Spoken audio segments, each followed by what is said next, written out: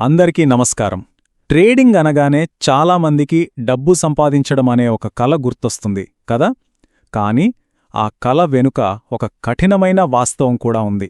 Stock మార్కెట్లో అడుగుపెట్టిన వాళ్లలో మెజారిటీ ట్రేడర్లు ఎందుకు ఫెయిల్ అవుతున్నారు, అసలు కారణాలేంటో ఈ విశ్లేషణలో కొంచెం లోతుగా చూద్దాం. మనం సాధారణంగా 90% ట్రేడర్లు నష్టపోతారని వింటూ ఉంటాం. కానీ SEBI, securities and exchange board of India ఇచ్చిన ఒక రిపోర్ట్ ప్రకారం అసలు నిజం అంతకంటే దారుణంగా ఉంది. దాదాపు 93% రీటైల్ ట్రేడర్లు డబ్బులు కోల్పోతున్నారు. అంటే ప్రతి 100 మంది ట్రేడ్ చేస్తే అందులో కేవలం 7 మాత్రమే లాభాలు చూస్తున్నారన్నమాట. షాకింగ్ కదా. అసలు సీక్రెట్ అంతా ఇక్కడే ఉంది. ట్రేడింగ్లో గెలవడం అంటే కేవలం చార్ట్లు, టెక్నికల్ అనాలిసిస్ నేర్చుకోవడం కాదు. అది పూర్తిగా మన మైండ్ సెట్ మీద, మనం తీసుకునే నిర్ణయాల మీద ఆధారపడి ఉంటుంది. ఒక్క విషయం గుర్తుపెట్టుకోవాలి, చార్ట్ అనేది అందరికీ ఒకేలా కనిపిస్తుంది. కానీ దాన్ని చూసి సరైన టైంలో సరైన డెసిషన్ తీసుకున్న వాళ్లే విన్నర్స్గా నిలుస్తారు. సో ఈ ఫెయిల్యూర్స్ వెనక ఉన్న కారణాల్ని అర్థం చేసుకోవడానికి మనం ఈ విశ్లేషణలో 5 ముఖ్యమైన విషయాలు చర్చిద్దాం. ఫస్ట్, ఈ 90% ఫెయిల్యూర్ రేట్ వెనుకున్న నిజమేంటో చూద్దాం. తర్వాత ట్రేడింగ్ ఎందుకంత ఈజీగా అనిపిస్తుందో తెలుసుకుందాం. ఆ తర్వాత మనల్ని దెబ్బతీసే ఎమోషన్స్, కొత్తవాళ్లు చేసే కామన్ మిస్టేక్స్, ఇంకా చివరగా ఒక ప్రొఫెషనల్ లాగా ఎలా ఆలోచించాలో కూడా చూద్దాం. మనం ఇందాక చూసాం కదా, 93% మంది డబ్బులు పోగొట్టుకుంటున్నారని. మరి గెలిచే ఆ 7% ఎవరు? వాళ్ళు కేవలం మనలాంటి రీటైల్ ట్రేడర్లు మాత్రమే కాదు. వాళ్లలో వేల కోట్ల రూపాయలతో ట్రేడ్ చేసే పెద్ద పెద్ద హెడ్జ్ ఫండ్స్, బ్యాంకులు, ఫైనాన్షియల్ ఇన్స్టిట్యూషన్స్ కూడా ఉంటాయి. అంటే మనం పోటీ పడుతున్నది వాళ్లతో అన్నమాట. ఇది మనం గుర్తుంచుకోవాల్సిన చాలా ముఖ్యమైన విషయం. సరే, గెలిచే అవకాశాలు ఇంత తక్కువగా ఉన్నప్పుడు జనాలు ట్రేడింగ్ వైపు ఇంతలా ఆకర్షితులవుతున్నారు ఎందుకని? ఇది చాలా సులభమైన మార్గం అని అనుకుంటున్నారు. దీని వెనకున్న కొన్ని సైకలాజికల్ రీజన్స్ను ఇప్పుడు చూద్దాం. ట్రేడింగ్ స్టార్ట్ చేయడానికి పెద్దగా అడ్డంకులే ఉండవు. ఎవరూ డిగ్రీ అడగరు, ఎగ్జామ్స్ పెట్టరు. జస్ట్ ఒక అకౌంట్ ఓపెన్ చేసి చార్ట్ చూసి బై లేదా సెల్ బటన్ నొక్కితే సరిపోతుంది. ఈజీగా ఎంట్రీ దొరకడమే ఇది చాలా ఈజీగా డబ్బు సంపాదించే మార్గం అని ఒక తప్పుడు అభిప్రాయాన్ని క్రియేట్ చేస్తుంది. ఫెయిల్ అయ్యే ట్రేడర్లు చార్ట్ ఏం చెప్తోంది అని మాత్రమే చూస్తారు. కానీ సక్సెస్ఫుల్ ట్రేడర్లు నేనిప్పుడు ఏం నిర్ణయం తీసుకోవాలి అని ఆలోచిస్తారు. ఈ చిన్న మైండ్ సెట్ షిఫ్టే వాళ్ల రిజల్ట్స్లో చాలా పెద్ద తేడాని చూపిస్తుంది. ఓకే, ఇప్పుడు మన ట్రేడింగ్ డెసిషన్స్ని దెబ్బతీసే 2 మెయిన్ ఎమోషన్స్ గురించి మాట్లాడుకుందాం. ఇవి మనలోనే ఉండే మన అతిపెద్ద శత్రువులు అని చెప్పొచ్చు.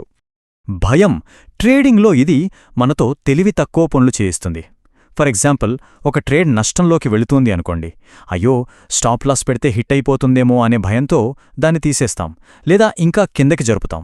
దీనివల్ల 100 రూపాయలతో పోయే నష్టం కాస్త 1000 రూపాయల నష్టంగా మారిపోతుంది. ఇది చాలా డేంజరస్ మైండ్ సెట్. ఇక దురాశ. ఇది కూడా అంతే ప్రమాదకరం. ఒక ట్రేడ్లో లాభం రాగానే వావ్, ఇంకో ట్రేడ్ చేద్దాం, ఇంకా ఎక్కువ సంపాదిద్దాం అనిపిస్తుంది. దీన్నే ఓవర్ ట్రేడింగ్ అంటారు. లేదా వస్తున్న లాభం కాస్తెక్కడ పోతుందో అని టార్గెట్ రాకముందే టక్కున క్లోజ్ చేసేస్తారు. ఈ 2 రకాల అత్యాశలు కూడా లాంగ్ రన్లో మన అకౌంట్ను ఖాళీ చేసేస్తాయి. ఇప్పుడు ఆ నష్టపోయే 93% ట్రేడర్లు పదే చేసే కొన్ని కామన్ కాని చాలా ప్రమాదకరమైన తప్పులు ఏంటో చూద్దాం. వీటిని మనం గుర్తిస్తే చాలు, వాటికి దూరంగా ఉండొచ్చు. ఈ 4 తప్పులు బిగినర్స్ చేసే అతిపెద్ద పాపాలు అని చెప్పొచ్చు. స్టాప్ లాస్ పెట్టకపోవడం, సరైన ప్లాన్, స్ట్రాటజీ లేకుండా ట్రేడ్ చేయడం, అవసరం ఉన్నా లేకపోయినా ఎక్కువ ట్రేడ్స్ చేస్తే ఎక్కువ డబ్బులు వస్తాయని ఓవర్ ట్రేడింగ్ చేయడం, ఇంకా ట్రేడింగ్ను ఒక లాటరీ టికెట్లా చూడటం. ఈ 4 కలిస్తే అకౌంట్ జీరో అవటానికి ఎక్కువ రోజులు పట్టదు. ఇది చాలా కఠినంగా అనిపించొచ్చు, కానీ ఇదే నిజం. మార్కెట్ మీద అవాస్తవిక అంచనాలతో వచ్చి ఇందాక మనం చెప్పుకున్న తప్పులు చేయడం వల్ల చాలామంది కొత్త ట్రేడర్లు కేవలం 3 నెలల్లోనే తమ డబ్బు మొత్తం పోగొట్టుకుని నిరాశతో మార్కెట్ నుంచి శాశ్వతంగా బయటికి వెళ్ళిపోతున్నారు. సరే, ఇప్పటిదాకా ప్రాబ్లమ్స్, తప్పుల గురించి చాలా మాట్లాడుకున్నాం. ఇప్పుడు సొల్యూషన్ వైపు వెళ్దాం. గెలిచే ఆ 7% మంది అంటే ప్రొఫెషనల్ ట్రేడర్లు ఎలా ఆలోచిస్తారు, వాళ్ల అలవాటులెలా ఉంటాయి, ఇప్పుడు చూద్దాం పదండి. ప్రొఫెషనల్ ట్రేడింగ్ అనేది 4 పిల్లర్స్ మీద ఆధారపడి ఉంటుంది. ఫస్ట్, లాభం గురించి కాదు, వాళ్లు నష్టాన్ని కంట్రోల్ చేయడం గురించి ఆలోచిస్తారు. అదే వాళ్ల ఫస్ట్ రూల్. సెకండ్, వాళ్ళు తక్కువ ట్రేడ్ చేస్తారు కానీ క్వాలిటీ ట్రేడ్ చేస్తారు. థర్డ్, ఓపిక.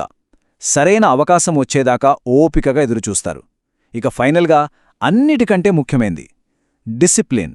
వాళ్ళు పెట్టుకున్న రూల్స్ని ఎట్టి పరిస్థితుల్లోనూ బ్రేక్ చేయరు. ఈ టేబుల్లో ఈ 2 రకాల ఆలోచనా విధానాల మధ్య ఉన్న తేడా చాలా క్లియర్గా కనిపిస్తోంది కదా. వాళ్ళ ఫోకస్, రిస్క్ పట్ల వాళ్ళ యాటిట్యూడ్, పేషెన్స్, డిసిప్లిన్ అన్నిట్లోనూ ఎంత తేడా ఉందో గమనించండి. ఇప్పుడు మనం ఏవైపు ఉండాలనుకుంటున్నామో మనమే నిర్ణయించుకోవాలి. చివరగా ఈ ప్రశ్న వేసుకోండి. ట్రేడింగ్ను ఎలా చూస్తున్నారు? త్వరగా డబ్బు సంపాదించే ఒక స్ప్రింట్లాగా చూస్తున్నారా? లేక ఓపికతో, క్రమశిక్షణతో ఒక నైపుణ్యాన్ని మెల్లిమెల్లిగా పెంపొందించుకునే ఒక సుదీర్ఘ మారథాన్లాగా చూస్తున్నారా? ఈ ప్రశ్నకు మనమిచ్చుకునే సమాధానమే మన ట్రేడింగ్ భవిష్యత్తును నిర్ణయిస్తుంది. ఆలోచించండి. ఇలాంటి మరిన్ని ఫైనాన్షియల్ స్ట్రాటజీల గురించి తెలుసుకోవాలనుకుంటే తప్పకుండా సబ్స్క్రైబ్ చేసుకోండి. ఈ సమాచారం స్నేహితులకు కూడా హెల్ప్ అవుతుందనుకుంటే వాళ్ళతో షేర్ చేయండి. ఆర్థిక ప్రయాణంలో ఇదొక మంచి స్ఫూర్తినిస్తుందని ఆశిస్తున్నాం.